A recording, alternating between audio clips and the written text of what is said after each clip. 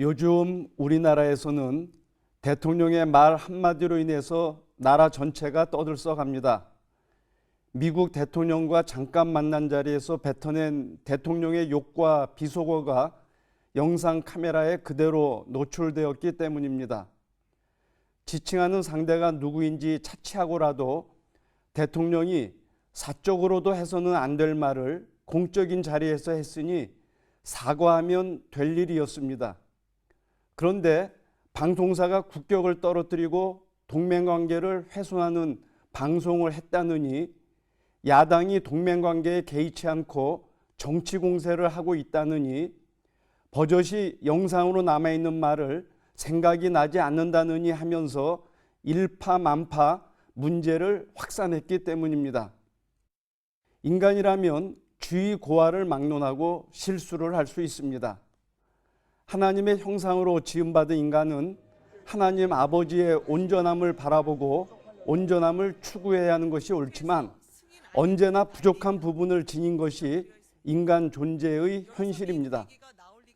그러나 중요한 것은 실수를 했을 때 어떻게 처신을 하느냐는 것입니다.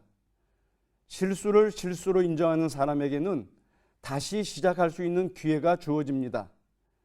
다시는 실수를 반복하지 않겠다는 각오를 보이면 용기 있는 사람이라고 오히려 칭찬까지 받습니다. 하지만 모두 알고 있는 실수를 인정하지 않는 사람은 그가 누구라도 꼴불견입니다. 이스라엘의 초대왕 사울이 아말렉과 전쟁할 때 하나님께서는 남김없이 진멸할 것을 명령하셨습니다. 그러나 사울 왕과 군인들은 좋은 전리품은 아까워서 남겼고 쓸모없고 값없는 것들만 진멸했습니다. 선지자 사무엘이 추궁하자 사울 왕은 하나님께 제물로 바치려고 좋은 것들을 남겼다고 말했습니다. 사실 사울 왕은 군인들이 두려워서 그들이 하자는 대로 전리품을 남겼던 것인데 사무엘 앞에서 버젓이 거짓말을 했던 것입니다. 이때 사무엘은 순종이 제사보다 낫고 하나님의 말씀을 따르는 것이 순양의 기름보다 낫다고 말하면서 사울왕이 버림을 받을 것이라고 예언했습니다. 결국 사울의 왕위는 그의 자식에게 계승되지 못했습니다. 이스라엘의 두 번째 왕 다윗은 우리아의 아내 밧세바와 동침하고 임신한 사실을 감추기 위해서 전쟁터에 있는 우리아를 불러들였습니다. 하지만 충성된 우리아는 전쟁 중인 동료들을 생각하며 아내와 동침하지 않았습니다. 그러자 다윗 왕은 우리아가 전쟁 중에 죽도록 계략을 세웠고 마침내 죽게 했습니다.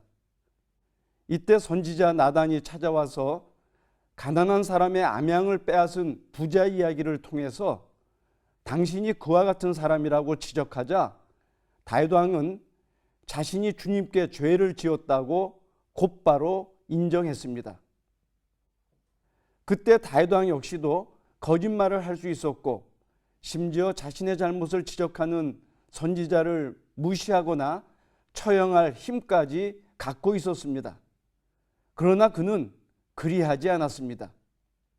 예수께서는 예할 때는 예라 말만 하고 아니오할 때는 아니오라는 말만 하라. 이보다 지나치는 것은 악에서 나오는 것이다 라고 말씀하셨습니다. 옳은 것은 옳은 것이고 그른 것은 그른 것입니다. 옳은 것을 그르다고 하거나 그른 것을 옳다고 하는 것은 진실의 왜곡이자 거짓입니다. 역사는 거짓은 아무리 감추려 해도 기어이 드러나고 진실은 아무리 막으려 해도 본물 터지듯 막을 수 없음을 가르쳐주고 있습니다. 임금님귀가 당나귀 귀임을 사람이 말하지 않으면 대나무 숲이라도 말하고 벌거벗은 임금님에 대해서 약삭빠른 어른들은 침묵해도 순진한 어린아이만은 밝히 드러낸다는 것이 불변의 진리임을 기억할 때입니다. CBS 논평이었습니다.